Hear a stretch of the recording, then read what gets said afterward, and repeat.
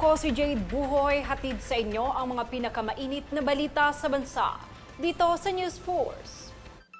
Sa ulo ng mga balita, Pax Silica inaasahan umanong makatutulong sa ekonomiya ng bansa. Taas pasahe sa mga pampublikong sasakyan, pinag-aaralan na. Rollback sa petrolyo, posibleng ipatupad sa susunod na linggo. Pagwawakas ng sapilitang pag-OFW, panawagan sa Senado. Umano'y ceasefire habang itinutulak ang investigasyon sa Taguig Projects, tinanggihan ni Senador Panfilo Ping Lacson. Pagpapahayag ng bansa sa soberanya sa West Philippine Sea, ipinagtibay. Utang ng pamahalaan itong Hunyo, muling tumaas sa bagong record high na 19.07 trillion pesos. Atas at pantay na balita, komprehensibong ulat para sa pulso ng masa. Ito ang News Force.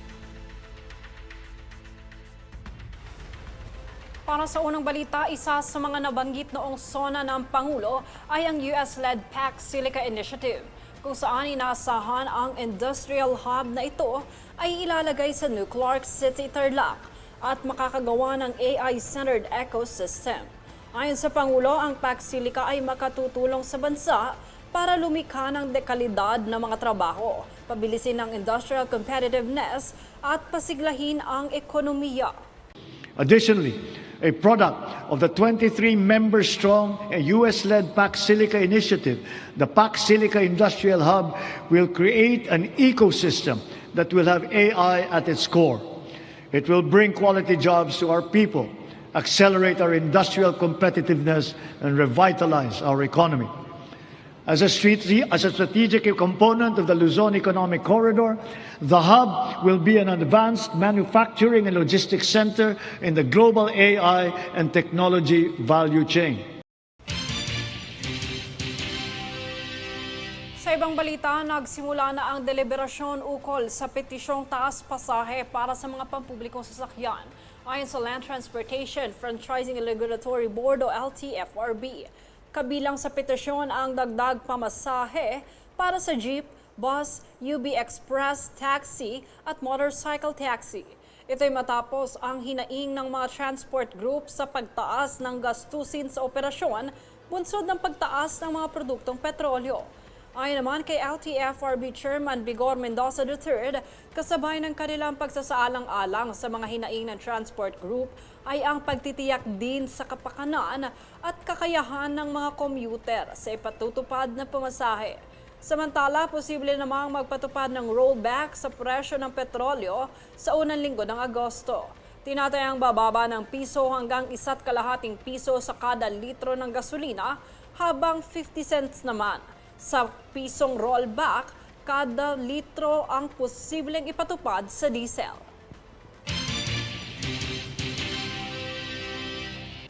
Nananawagan naman si Senador Alan Peter Cayetano na lumikha ang pamahalaan ng sapat at disenteng trabaho sa bansa upang hindi mapilitan ang mga Pilipino na mag-ibang bansa para lamang kumita ng sapat para sa pamilya.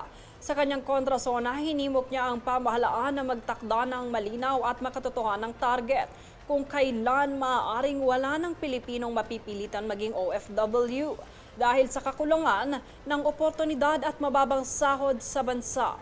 Nilinaw ni Cayetano na hindi niya tinututulan ang mga Pilipinong kusang magtrabaho o nag-aaral sa ibang bansa, kundi ang sitwasyon ng mga manggagawang napapalayo sa pamilya dahil hindi sapat ang kinikita sa Pilipinas. Isinusulong din niya ang Senate Bill No. 104 o Executive Legislative Labor Commission Act of 2025 na magtatatag ng Labor Commission na tututok sa living wage, underemployment, skills mismatch at ang paglikha ng dekalidad na trabaho. Ayon naman kay Cayetano, dapat na magkaroon ng bansa ng pambansang labor roadmap upang matiyak na may trabahong sapat para sa pagkain, tirahan, edukasyon at kalusugan ng mga pamilyang hindi na kinakailangan humawalay pa sa mga kanilang mahal sa buhay.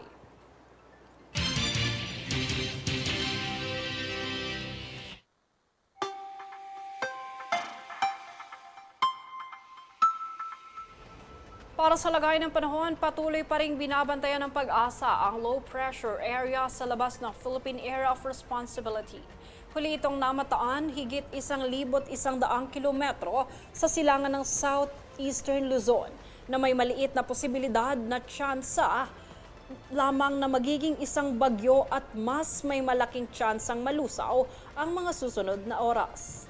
Nakakaapekto naman ang trough o buntot ng LPA na magdudulot ng malaking posibilidad ng mga pag-ulan na may banta ng pagbaha at pagguho ng lupa o landslide sa malaking bahagi ng Visayas, Masbate at silangang bahagi ng Mindanao. Samantala, maliwalas na panahon naman ang pangkalahatang mararanasan sa malaking bahagi ng Luzon at kanlurang bahagi ng Mindanao na may tsansa rin ng pag-ulan dulot naman ng localized thunderstorms. Susunod sa News Force. Pagpapahayag ng bansa sa soberanya ng West Philippine Sea, ipinagtibay. Umano'y ceasefire habang itinutulak ang investigasyon sa Taguig Projects, tinanggihan ni Senador Ping Lacson. Utang ng pamahalaan nitong Hunyo muling tumaas sa bagong record high na 19.7 trillion pesos. Manatiling nakatutok para sa higit pang mga balita sa pagbabalik ng News Force.